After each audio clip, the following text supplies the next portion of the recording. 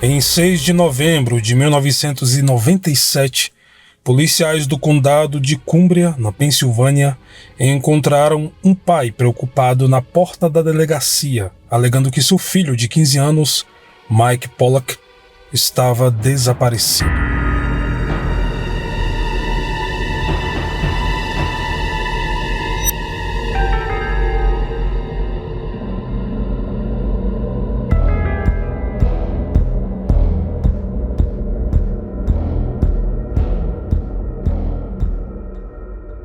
Mike Pollock nasceu em 1982 e cresceu em Ohio. Seus pais se divorciaram quando o menino era muito jovem e ele ficou com a mãe. Mas, em abril de 1997, Mike resolveu se mudar para a Pensilvânia para morar com o pai Ronald.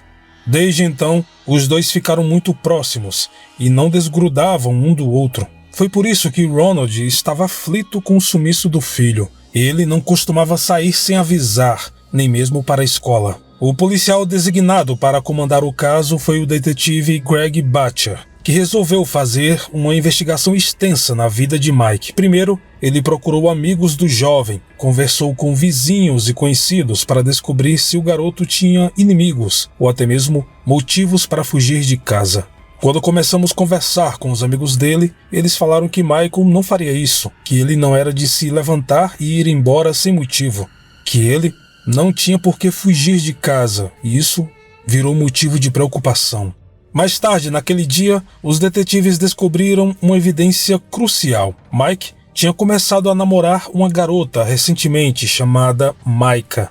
Era o seu primeiro relacionamento sério. Algumas horas depois, o detetive Greg foi até a casa da namorada para fazer algumas perguntas. Ela disse que os dois tinham conversado brevemente na manhã do seu desaparecimento e Mike relatou que iria sair para caçar na floresta com Andrew Callahan, de 16 anos, que era colega de classe dele. E mais, Micah falou aos policiais que sempre desconfiou da amizade dos dois, principalmente porque Andrew era o seu ex-namorado. Ela falou que quando começou a namorar com Mike, Andrew se tornou muito agressivo e chegou a ameaçá-lo algumas vezes, mas que depois, de uma hora para outra, os dois ficaram amigos. A jovem relatou que mesmo assim, Andrew demonstrava ter ciúmes dela e começou a se tornar agressivo com todos na escola. Ele era muito ciumento, muito exigente com ela e, segundo Micah, sempre disse que não queria que ela ficasse com mais ninguém. As horas se transformaram em dias e a polícia da Pensilvânia não conseguia encontrar Mike em lugar algum.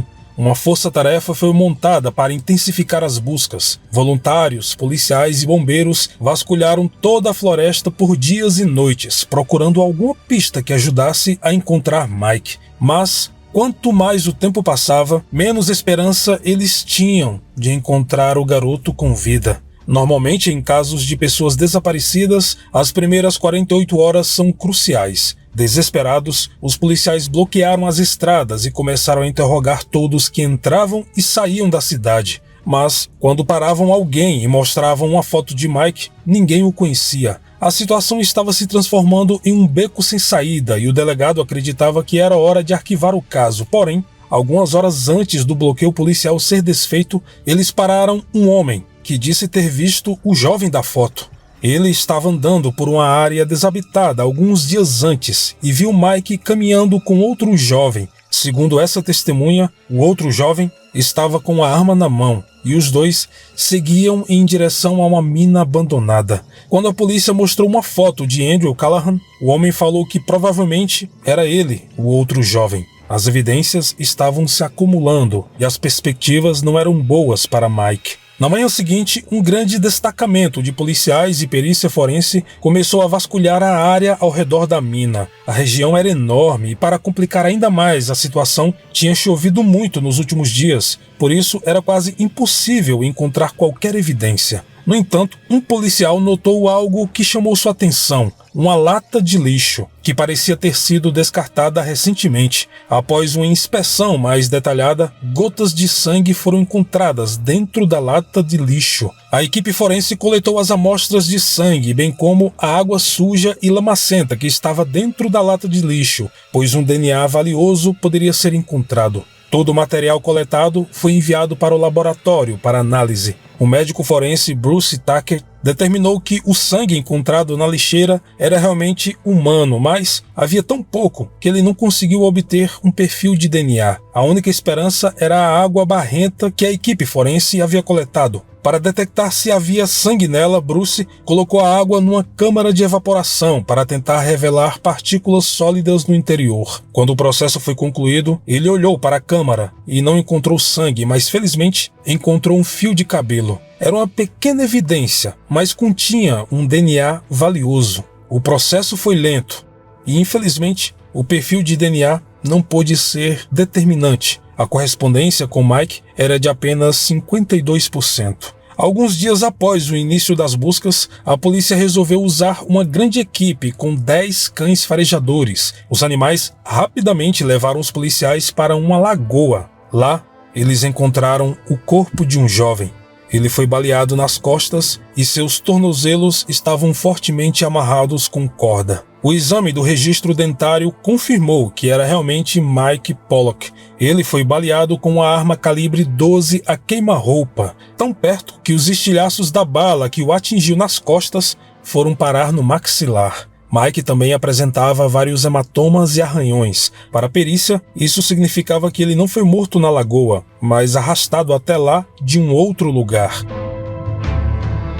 Somando 2 mais 2, a polícia rapidamente prendeu Andrew Callahan e o levou para interrogatório. Seu pai foi com ele. Sob o olhar atento do detetive Greg Butcher, Andrew não disse uma única palavra. Portanto, a polícia não teve escolha, a não ser prendê-lo. Na Pensilvânia, quando há fortes indícios de que uma pessoa cometeu um crime, a polícia pode oficialmente prendê-la por 72 horas, caso o suspeito não confesse. Agora, os policiais corriam contra o tempo e conseguiram um mandado de busca e apreensão à residência da família Callahan.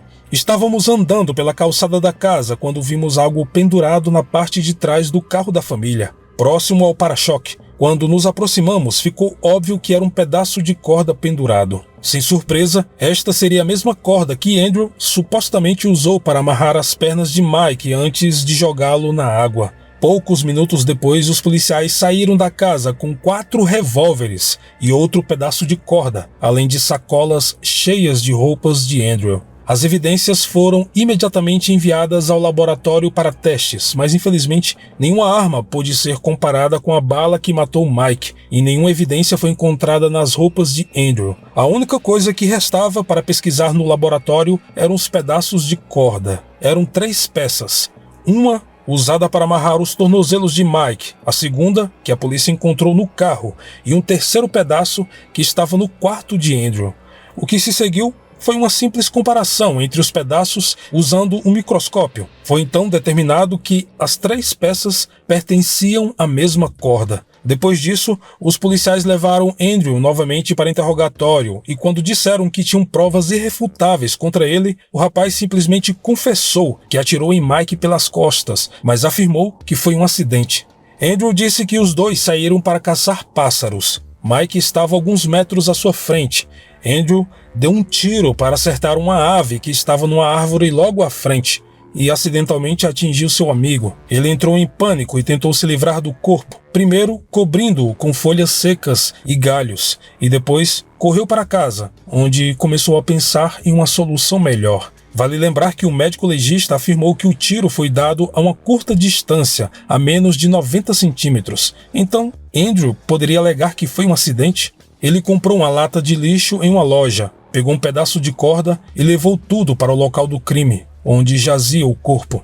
O plano de Andrew era tentar colocar Mike dentro da lata de lixo para enterrá-lo, mas o corpo não cabia na lata, então ele o amarrou, colocou em seu carro e o levou para jogar no lago, pensando que Mike nunca seria encontrado. Andrew Callahan foi julgado como adulto e acusado de assassinato em primeiro grau. Ele foi levado a julgamento em 1998 e foi condenado à prisão perpétua. Então, em 2007, 2010 e 2020, Andrew tentou apelar da sentença e, como tinha apenas 16 anos de idade na época do crime, as leis da Pensilvânia o permitiram solicitar uma redução de pena ao invés de prisão perpétua. E em março deste ano, 2022, a sentença de Andrew Callahan foi alterada para 30 anos de prisão.